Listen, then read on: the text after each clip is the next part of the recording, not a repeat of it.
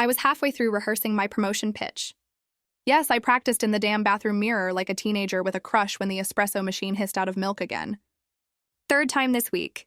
Symbolic, really. 6 years of keeping this place running like clockwork, and I still couldn't get operations to refill the kitchen supplies on time. You build the whole partnerships division from the ground up? Bring in 8-figure contracts, an ever-evolving door of sales bros who think CRM run on vibes. And still, you're Theon stuck microwaving oat milk at 8:17 a.m. But that morning felt different, hopeful even. My blazer didn't pinch at the shoulders. The sky was clear. I triple confirmed the board meeting where they'd announced the new VP, my VP title, the one I'd been quietly promised in 1,000 wink nudge just be patient conversations with upper leadership. One that would finally get me out of the basement office that still smelled faintly of the startup founder's CrossFit socks. And Kyle was supposed to be my intern, a golden retriever in a suit type. Straight out of Wharton with teeth so white they reflected Slack messages. I took him on as a mentee because the CTO said he had great optics. That's tech speak for. He's young, loud, and knows how to use LinkedIn like a damn influencer.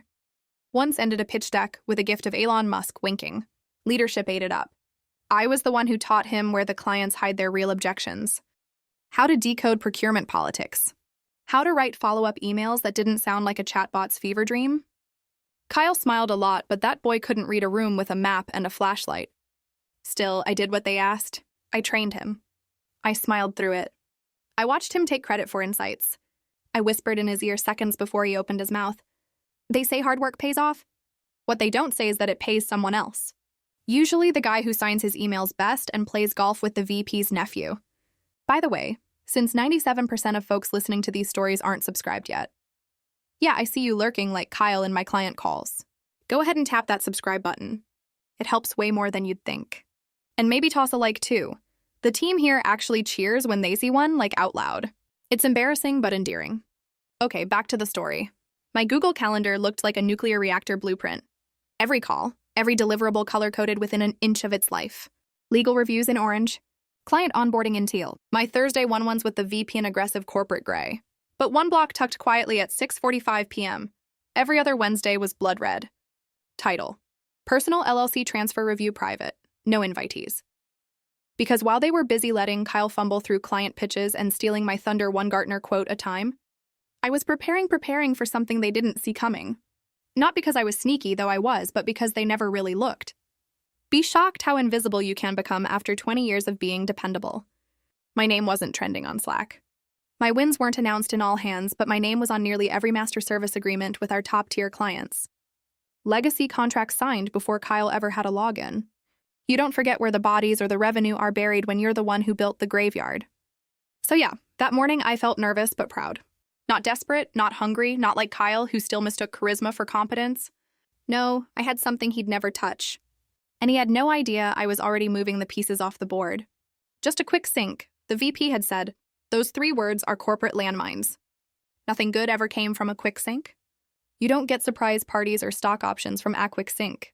You get layoffs, pivots, and if you're real lucky, generic compliment about your team spirit before they kick your ladder out from under you. It was 10:03 a.m. when I walked into the glass box they call a focus pod, which somehow had less privacy than a Taco Bell bathroom. The VP was already seated, latte in hand, fake concerned face loaded and ready. You know that expression? Eyebrows up, lips flat, like they're bracing for an earthquake only, they get to cause. He didn't waste time, made a decision about the VP role. Away, the mysterious, invisible cabal of decision-makers who never once sat through a quarterly review, but always know who deserves what. He cleared his throat. We've decided to go with Kyle. I stared at him for a full beat, not shocked, just buffering. He kept going like I was a podcast. He'd unpaused. Really feel like he brings fresh energy to the department. He's a bit more forward-facing. Speaks the lingo. Know how it is. Oh, I knew exactly how it was. Fresh energy meant young, shiny, marketable. Forward F-facing meant can hold a cocktail without sweating through his shirt and speaks the lingo. That one just meant he tweets in buzzwords and tags the company account. Meanwhile, I'd been the one negotiating with procurement vultures and greasing Enterprise wheels, since Kyle still thought churn rate meant lactose intolerance. I didn't say anything, just nodded once slow. Could feel my ears burning like the shame was radiating outward in concentric humiliation waves. I wondered if anyone outside the pod could hear it. The sound of 20 years of effort being swallowed by a smiling boy in a Patagonia vest. Then came the cherry on the turd sundae. Kyle knocked in the glass, poked his head in, all enthusiastic like a Labrador on Adderall. Hey, just heard the news. Wow. Couldn't have done it without you. Turned to the VP laughing. She's been my Jedi Master right then, Tome. Seriously though, I'll need your help onboarding to the big stuff. Can we sit down tomorrow? Get me up to speed on the legacy pipelines and stuff. Legacy pipelines. I wanted to tell him that my legacy was the only reason he had a pipeline to fumble through, that I'd cleaned up enough of his messes to qualify for hazard pay. Heyansi attached a JPG of a proposal instead of the actual PDF, and I had To spend 2 hours pretending he was just experimenting with client engagement techniques. But instead I smiled, cool clean like ice on a bruise. Of course Isaiah voice smooth as whiteout, happy to help. And in that moment I wasn't humiliated. I wasn't even angry. I was activated. I spent the next 2 weeks playing corporate jaw, smiling, nodding, saying things like, "Great question, Kyle," even when he asked why Q or retention mattered. If Q1 growth looked spicy, he'd stumble through meetings, dropping buzzwords like birdseed, hoping some stakeholder would peck them up. I gently redirect what Kyle means to say is and clean it up without making it obvious. That's what decades of being overlooked gets you. The skill of making other people look competent while they quietly dig your grave.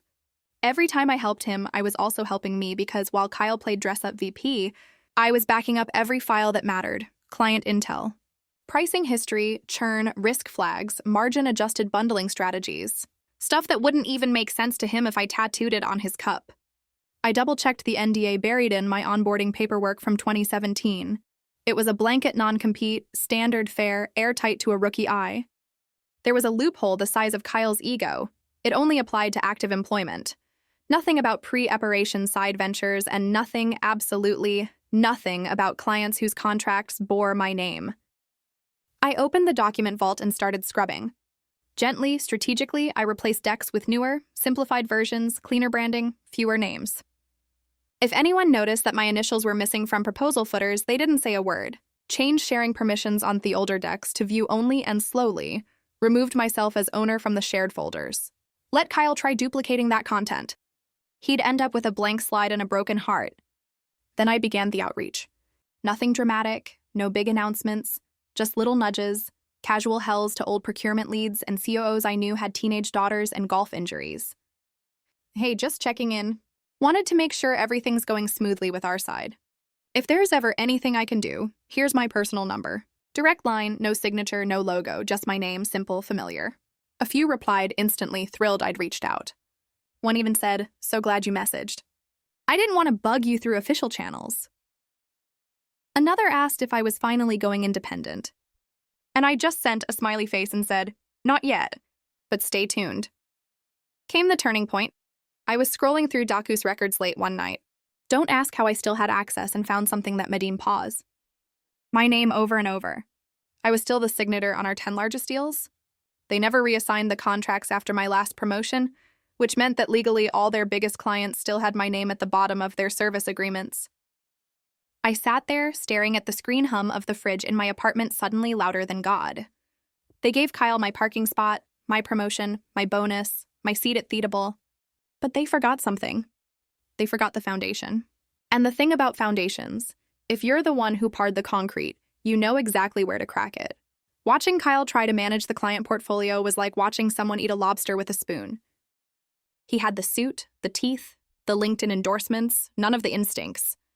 He'd breeze into meetings late, talk about synergies like it was seasoning, and completely miss when a client hinted they were getting cold feet.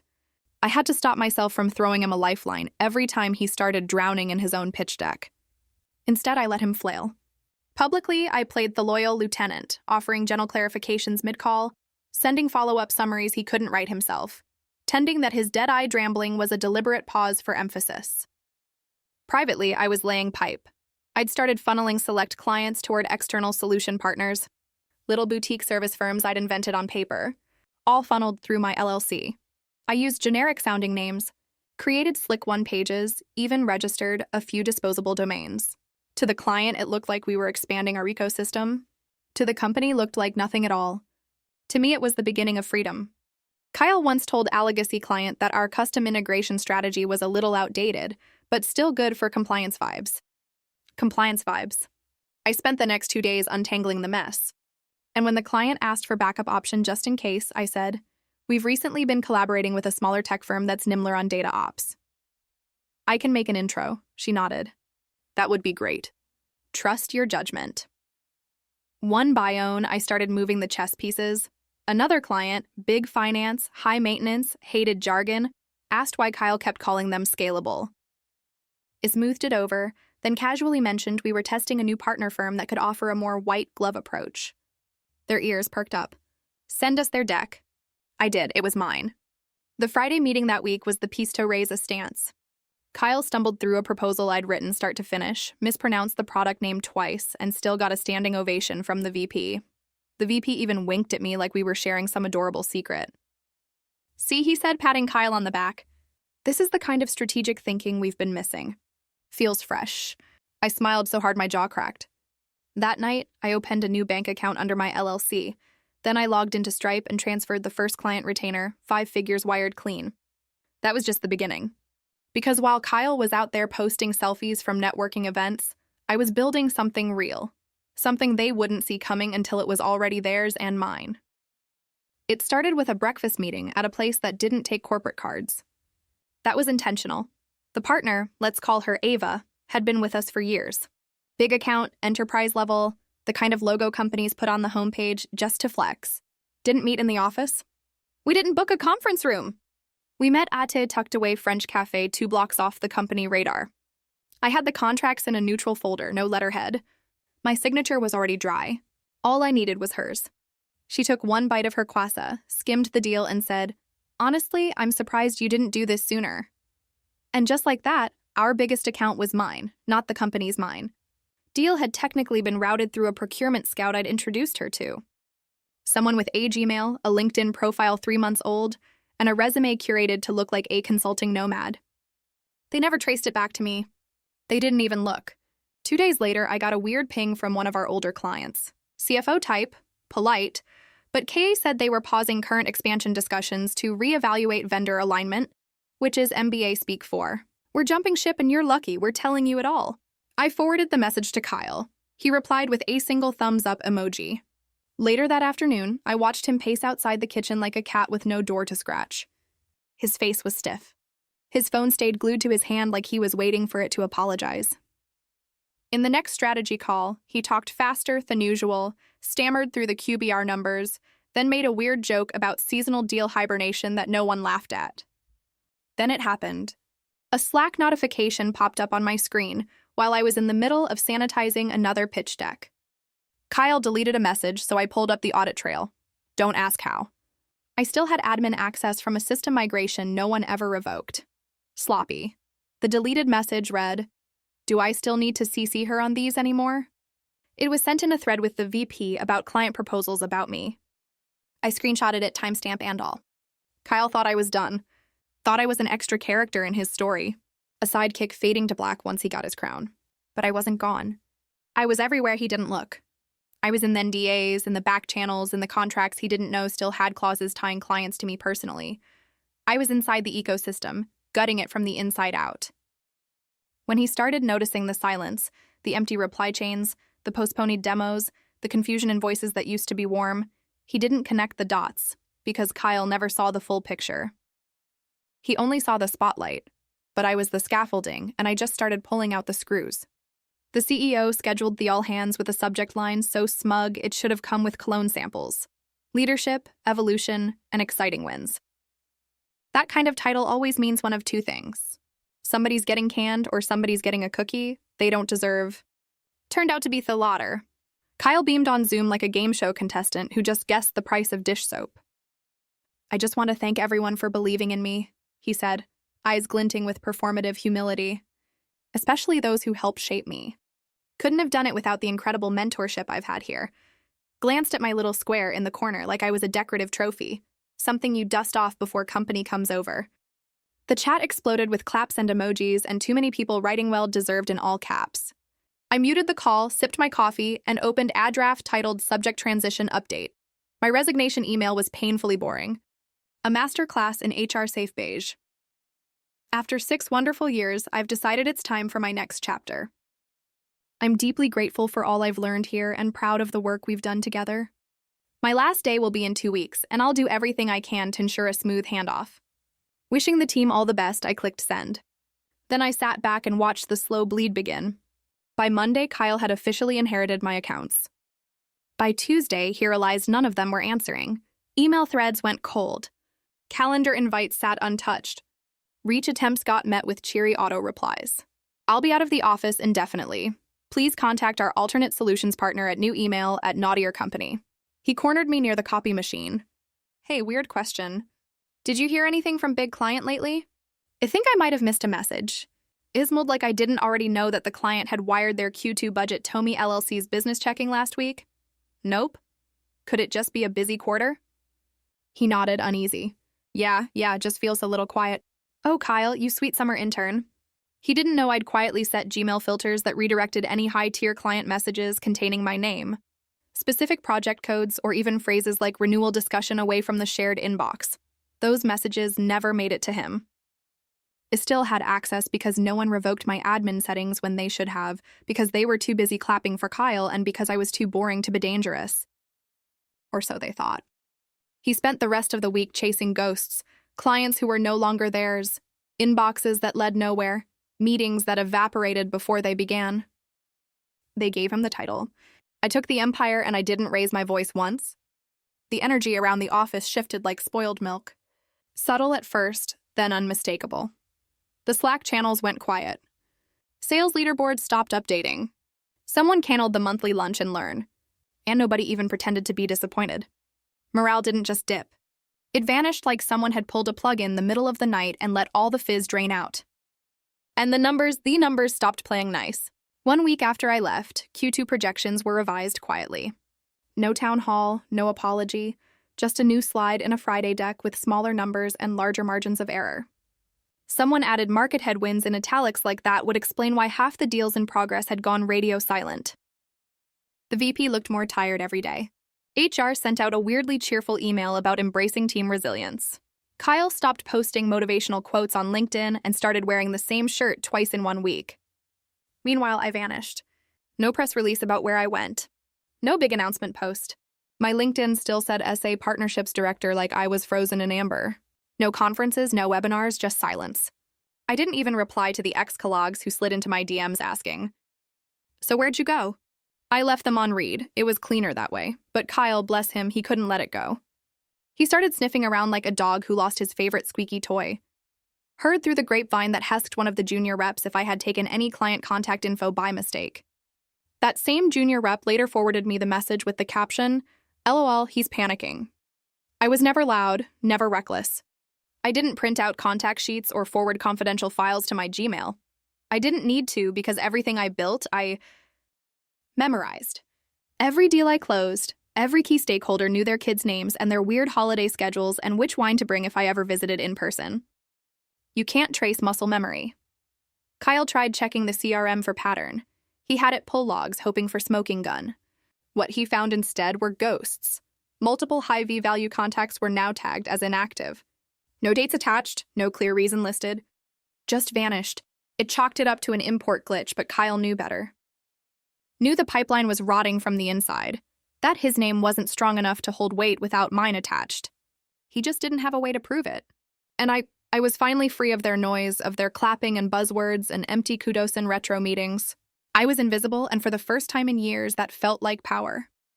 The call came on a Wednesday afternoon, the kind where the sun mocks you for ever believing in order. Blocked number.